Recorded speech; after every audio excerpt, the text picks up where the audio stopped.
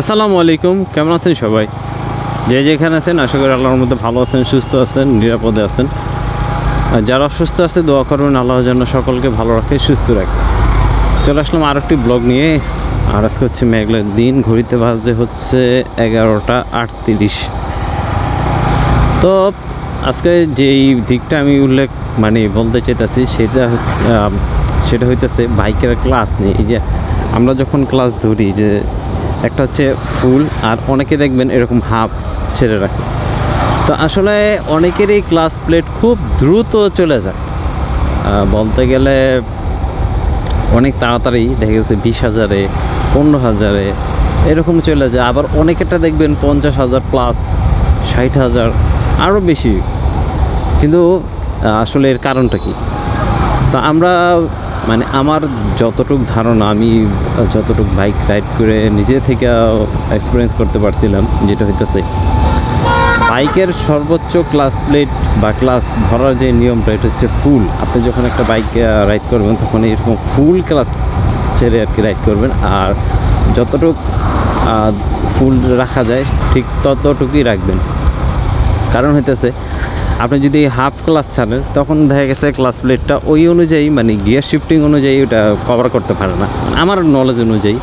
আবার কিছু কিছু ক্লাস প্লেটে দেখলাম ওখানে আর কি মোবিল ভালো মতো যাইতে পারে না, এই জন্য দেখা গেছে অনেকেই ক্লাস প্লেট চলে যায়। তো এই দিকগুলো যদি আপনারা খেয়াল রাখেন, ক্লাস প্লেট দেখা গেছে ফুল ছাড়বেন, হাফ না। আবার যদি হাফও ছাড়েন তাহলে দেখা গেছে ওই প্রেশারটা নিতে পারে না গিয়ার শিফট অনুযায়ী। তো এই দিকগুলো যদি আপনারা খেয়াল রাখেন তাহলে অবশ্যই আমার মনে হয় আপনারা অনেক দিন বাইক রাইড করতে পারবেন। অন্তর্গত ক্লাস প্লেট, এই ক্লাস প্লেটটা কিন্তু এই যে ফুল ছাড়তেছি আমি, হাফ না। আমি যতটুকু মিস্ত্রির কাছ থেকে জানতে পারছি যে সবসময় সে আমাকে কী করতো, ফুল ক্লাসের করে দিত, সেট আপ করে দিত, যেটা হইতেছে যাতে ক্লাস প্লেটটা খুব তাড়াতাড়ি ক্ষয় না হয়। আর যেটা হাফ, ওইটা তো খুব তাড়াতাড়ি ক্ষয় হয়ে যায়, এই জন্য গাড়ি দেখা গেছে দৌড়ায় কম, স্পিড ওঠে কম।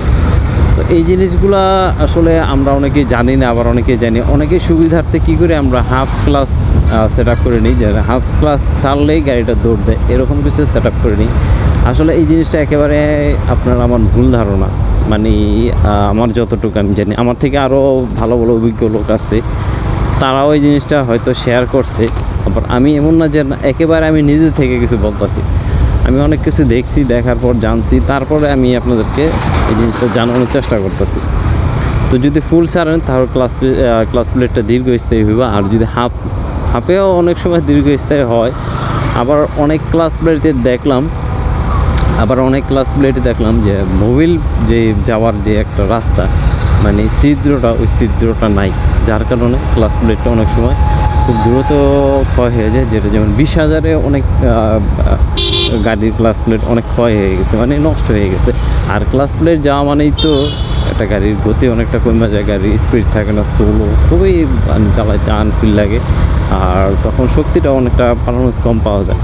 তো আল্লাহর মতে আমার ক্লাস প্লেটটা প্রায় 40,000-46,000 উপরে এখন আমি এটাই দিয়ে রাইড করতেছি। আর 4B'র মধ্যে সবচেয়ে ভালো এই ক্লাস প্লেটটা, যেটা আমার বাইকে আছে লাগানো আপাতত, যেটা শোরুম থেকে আমি পাইছিলাম। তো সব গাড়ির সাথেই ক্লাস প্লেট থাকে, সবচেয়ে ভালো যেটা থাকে শোরুম থেকে। আর সবচেয়ে ভালো হয় যেটা আপনারা শোরুম থেকেই ক্লাস প্লেটগুলো নেবেন, বা নির্দিষ্ট কোনো দোকান, যেমন শোরুমে যেসব দোকানগুলো থাকে বা শুধু ওই ব্র্যান্ডেরই পার্টসগুলো সেল করে, ওসব দোকান থেকে আপনারা পার্টস ক্রয় করবেন। এটা আপনাদের জন্য ভালো হবে আর বাইকের জন্য ভালো হবে, কারণ শুধু ওইটার জন্য ওইটাই থাকে। আর যদি আপনারা লোকাল দোকান থেকে নেন একটু কমের আশায়, তাহলে কমই থাকবো, জিনিসও ওরকম হাই হইব না। আমি আসলে কথাগুলো অতটা বুঝাই বলতে পারি নাই, শর্টকাটে আমি চিন্তা করলাম, খুব সহজে পেঁচা না পেঁচায় সহজেই বললাম আসলে ক্লাস প্লেট কেন তাড়াতাড়ি অনেকেরটা ক্ষয় হয়। এই কারণগুলো যদি আপনারা দেখে শুনে চলতে পারেন তাহলে ইনশাল্লাহ আমার মনে হয় না আপনারা ক্লাস প্লেট ক্ষয় থেকে অন্তত রক্ষা পাবেন, অতটা ক্ষয় হইব না। তো আজকের ব্লগে আমি এই জিনিসটা আপনাদেরকে জানানোর চেষ্টা করলাম। জানি না কতটুকু আপনাদেরকে জানাতে পারছি বা কতটুকু বুঝাতে পারছি। সবসময় আসলে বুঝতে পারি না, কতগুলো এলোমেলো হয়ে যায়। ব্লগ করার আগে চিন্তা ভাবনা করি একরকম, আর ব্লগ করার পরে হয়ে যায় আরেক রকম। তো এই হচ্ছে ক্লাস প্লেটের দিকগুলো, এইসব দিকগুলো আপনারা অবশ্যই মেনটেন করবেন। আর একটা জিনিস, আপনারা যারা বাইক রাইড করেন, যারা সেমি মিনারেল মোবিলটা ইউজ করেন, হয়তো 2টা মোবিল বা 3টা মোবিলের পর আপনারা অবশ্যই মোবিল ফিল্টারটাকে চেঞ্জ করে নেবেন।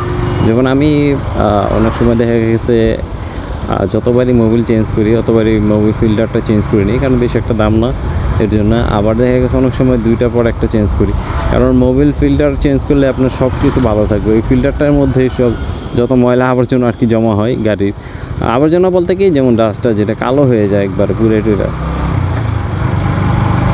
আর এই দিকগুলো যদি আপনারা মানতে পারেন তাহলে ইনশাল্লাহ আপনার গাড়িগুলো অনেক ভালো থাকবে, ভালো মাইলেজ পাবেন। আর ক্লাস প্লেট যেই দিকটা একটু দেখালাম, আপনারা যদি ওই নিয়মে অনুসারে রাইড করেন বা গিয়ার শিফটিং করার সময় ফুল ক্লাস ছেড়ে যদি বাইক রাইড করেন, অবশ্যই আপনারা ভালো পারফরমেন্স পাবেন, আপনাদের ক্লাস প্লেটটা দীর্ঘস্থায়ী হবে।